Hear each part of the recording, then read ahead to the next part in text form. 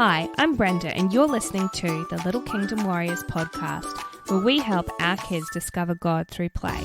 Are you overwhelmed by the weight of your never-ending list of things to do, but desperately want to invest in your kids' faith life? Are you tired of the same old colouring sheets and seemingly lifeless Bible stories that you're even struggling to sound enthusiastic about? Well, I'm here to help. I'm a lover of all things creative, an ex-primary school teacher turned stay-at-home mum and follower of Jesus.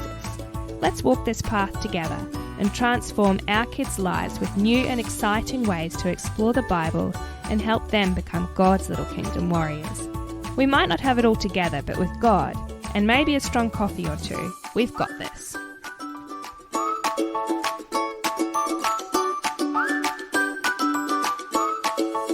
Hi, I'm Brenda, and you're listening to Little Kingdom Warriors. Today we are up to the final part 3 of my Simple Easter devotional series for toddlers and preschoolers. And if you're listening to it when this airs, it will be Easter Monday, so a few of you might be enjoying a public holiday. So last week we focused on how Jesus made us like a new creation, and I decided to do one after Easter itself, because sometimes in the craziness of the Easter weekend, we don't really have time to nut out what it means to us as Christians, or don't really clarify with our kids what they've actually learned and what Easter is all about. This week I'm going to play you a short conversation I had with Lily about what happened on Easter and what she learnt about Easter. It's very brief, and it will just give you some ideas on questions you can ask your toddler or preschooler to sort of clarify the message of salvation. And I'll also have a link in the show notes for the last devotional download. So personally, this year I felt a little let down about how our Easter activities went. I was anticipating doing the Resurrection Garden for my kids again, like I did last year, but it all felt a bit jumbled, and the Easter setup didn't really go as well as I hoped this year. Hugh ended up throwing all the pebbles that we had laid out all over the floor, and he also cracked the salt dough tomb from last year. So anyway, it didn't really go as planned. However, I still feel that in amongst the crazy, we managed to have some good conversations about the true meaning of Easter with Lily and what it means for us as Christians. Hugh's still not really at that level where we can have those conversations yet. And I had an epiphany as I was reflecting on how it certainly wasn't a picture-perfect moment with the pebbles sort of just being thrown on the floor or jammed into the Play-Doh when the salt dough tomb sort of broken, etc. I had an epiphany and realised that motherhood or parenthood, particularly as Christians, is made up of a million tiny little moments, and it's the accumulation of these that will ultimately impact our kids' lives rather than a one-off, beautifully Pinterest-worthy activity. So take heart.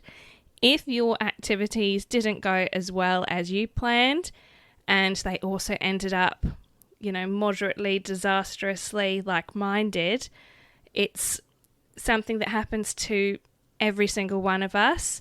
And I just want to let you know that it's those tiny little moments that all add up eventually for our kids. So I really, really believe that they are going to probably get more out of continual sowing into their lives rather than one or two one-off little activities, which isn't to say that those activities themselves aren't important, but it's the accumulation of these little moments that really add up at the end of the day.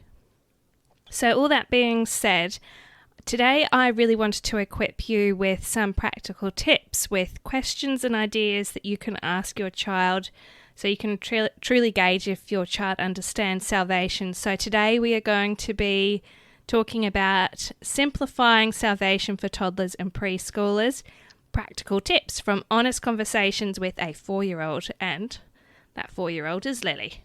Before I play the little conversation that I had with Lily earlier today, I just wanted to give you an overview of basically what it was about.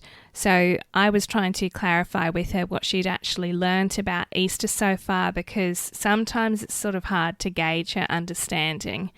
And she finally actually said a few things which were helpful for me just to sort of gauge her understanding. And I kind of got her to repeat it. But before we had this conversation, the words that she said were, "I learned Jesus in heaven and Jesus in my heart. I love him a lot." So that was really sweet for me to hear. So I was asking her what she'd learnt in the kids program at church today, and that is what she said. So I just wanted to give you a few ideas on very simple ways that you can gauge your child's understanding. Then I'll talk about it a little bit more after the conversation. So without further ado, here's the conversation that we had. Lily, can I ask you some questions? Can I ask you a question? Yeah. Well, remember how you were telling me just before what you learned about Easter? Can you tell me again? So what did you learn about Jesus? I love him a lot, And do you remember what happened to Jesus on Easter? What happened on the cross?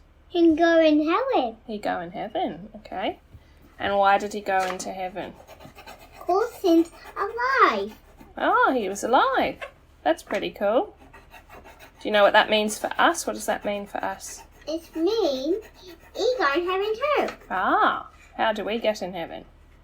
He follows Jesus. You follow Jesus. And Jesus has Easter eggs too? Does Jesus have Easter eggs? Yeah. I don't know. You'd have to ask him that. He said he had Easter eggs? What's he say? Say yes. Oh. So aside from the small tangent that Lily had about the Easter eggs, and before I actually recorded, she was going on and on about the colouring in that they'd done at church, which wasn't really what I was trying to get at. You can see that she's sort of got a bit more of an understanding about Easter and the meaning that it also has for us as Christians. So my first tip when you're trying to simplify salvation for toddlers and preschoolers and gauge their understanding is to ask open-ended questions. So you noticed how when I was asking the questions, I wasn't leaving it as a yes or a no question, because it's so easy for them just to say yes or no, and you can't really work out the depth of their understanding. So if you can ask questions that are using the words how or why or what happened, etc., it can sort of help you to get a little bit deeper to work out where your child is at.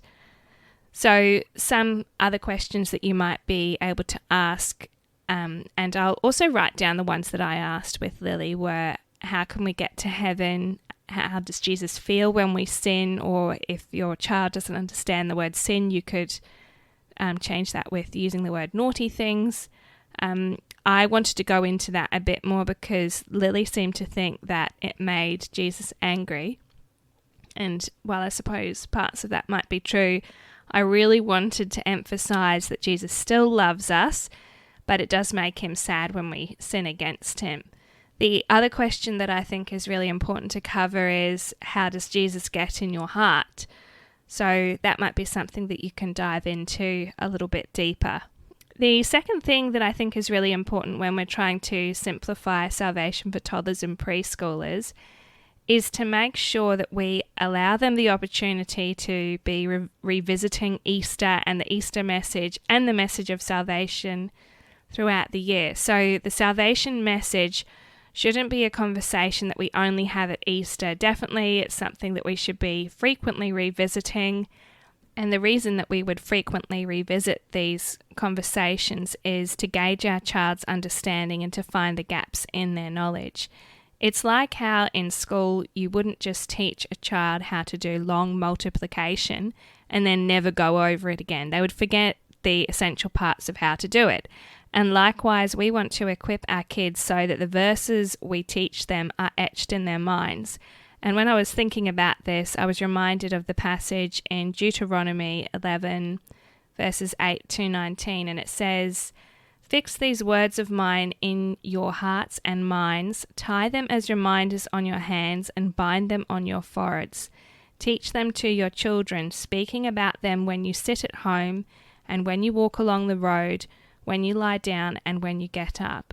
So to me, that really emphasizes the fact that we don't just talk about things once and then never really revisit it, or revisit it really, really rarely, but we should be going over these, particularly these really important messages, over and over and over again, so they know them like the back of their hand. My third tip would be to build on what they know and to go deeper so that your child can start to really understand salvation in a deeper way. Like laying a house, once you feel your child has grasped a concept, take the opportunity to continue to dive deeper. From understanding salvation, you could then go into the Great Commission and the fruits of the Spirit. And don't feel that you've got to rush. You can just really sit on the topic that you feel that they don't know enough about yet. If they're totally confused still after it all, you don't need to stress. It was once all new to you and I, and while we might now be really familiar with the Easter message as adults, it can be pretty confronting for little people. You know, the message of what Jesus went through, it can be quite confronting. So I think that it's important, particularly with toddlers and preschoolers who are still so little, and the salvation message is something that's very new to them and they don't know a lot about it, to just really go through the message in bite-sized pieces and just see how much they can really cope with. And you know your child best, so obviously you want to be going off their comprehension so far and what they know, and then just gradually introducing little bits as they go. I really hope that this helped you so that you can have these conversations with your kids. They're just so important. So I just want to reiterate, do not feel let down if your Easter activities didn't go to plan. Mine certainly didn't go to plan. And I feel like, you know, at the end of the day, it doesn't really matter so much, because I feel like we are still having these important conversations. And, you know, you can have those conversations anywhere you are. You can have them in the car. You can have them while you're giving your kids a bath. You can have them while you're busy cooking, while you're busy giving your kids snacks. So just take heart in that it's not all lost if things went down the toilet for Easter. So I just want to go over what I talked about for simplifying salvation for toddlers and preschoolers. The first tip I mentioned was to ask open-ended questions and keep it to the point. The second tip was to revisit Easter and the Easter message throughout the year and the message of salvation. Keep going over it and build on what they know. The third tip was to build on what they know and to go deeper. So once you know your child has grasped the concept, to go a little bit deeper and so they can learn a bit more about God. I just want to encourage you to make sure you go and visit my free Facebook community. I will also have a link to that in the show notes, and I have the last devotional in this Simple Easter Devotional series, and you'll find the link for that in the show notes if you just scroll on down, and there'll be a link that'll take you right to that, even if you're listening after Monday, so it should all be there so that you can sign up to that. Thank you so much for tuning in, and I'll talk to you next week. Bye. Hey friends, if this podcast encouraged you or made an impact on you in some way, I would be so grateful if you could take a minute to leave a review to help other people find my show. Don't forget to click subscribe so you are the first to know when a new episode airs. Hop on over and join my free Little Kingdom Warriors Facebook community, which I will link for you in the show notes. Thanks so much for listening, and God bless. I'll see you next time.